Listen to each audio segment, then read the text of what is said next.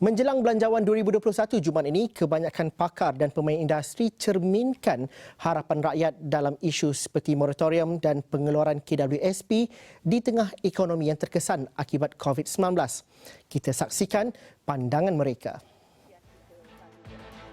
Pemerhati Ekonomi Datuk Dr. Madeline Burma berpendapat pengeluaran akaun 1 KWSP perlu dibenarkan, namun ia perlu bersyarat dan diperhalusi. Kalau yang KWSP memang saya antara individu yang sangat bersetuju supaya kerajaan mempertimbangkan di mana pencarum dibenarkan mengeluarkan daripada akaun nombor 1, tetapi bersyarat. Bersyarat maksud di sini bukan seperti apa yang dicadangkan setengah ahli politik mengatakan 10,000 terus one off. Yang itu saya tidak bersetuju dan saya juga tidak bersetuju di mana ia hanya macam seolah-olah kita menggunakan watering can sampai mohon aja free. Bagi saya bersyarat di sini satu, dia mesti ada formula.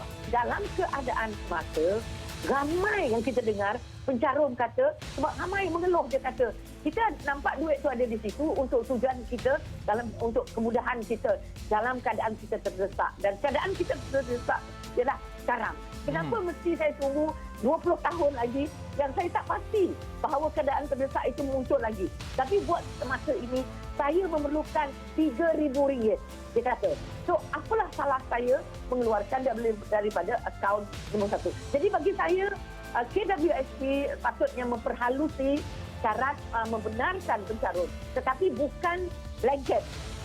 Sementara itu, pakar ekonomi dan bekas pengarah eksekutif MIER, Profesor Emeritus Datuk Dr. Zakaria Abdul Rashid sangat berharap kerajaan akan melihat kepada isi rumah yang daif dalam belanjawan ini. Dalam masa yang sama, beliau cadang perubahan struktural untuk jamin pekerjaan di masa panjang, terutama dalam era di mana banyak syarikat melakukan pendigitalan.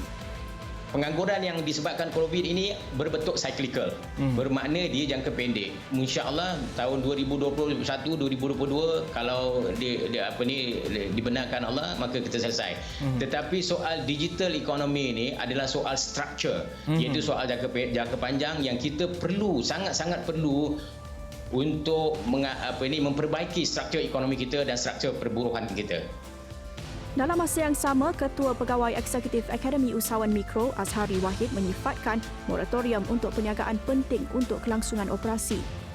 Kita jangkakan pertumbuhan ekonomi dan juga pertumbuhan PKS itu hanya bukan tahun ini, malah perlu lagi sekurang-kurangnya setahun, hujung tahun depan supaya kita boleh dapat kata orang bercambah dengan lebih baik. Tak dinafikan Rizal, memang auto moratorium sangat penting kepada PKS sebab bila ada moratorium lagi, kita boleh menyusun semula aliran tunai. Itu yang paling penting. Seperti yang dikatakan Datuk Kang sendiri pun, kita perlu susun semula aliran tunai supaya mengelak kita, syarikat PKS ni terjebak dalam bankruptcy, kebankrapan. Itu yang paling utama. Dan bila kita bankrupt, akan mungkin kita boleh ada lagi bisnes dan kita akan mungkin lagi kita boleh hire pekerja untuk menguruskan perniagaan. Jadi benda tu membantu, walaupun taklah kata orang menjadi satu solusi yang ultimate, namun membantu PKS untuk kesinambungan kita kekal daripada tahun ini sehingga tahun depan. Saksikan laporan dan perbincangan belanjawan 2021 Jumaat bermula jam 3 petang ini.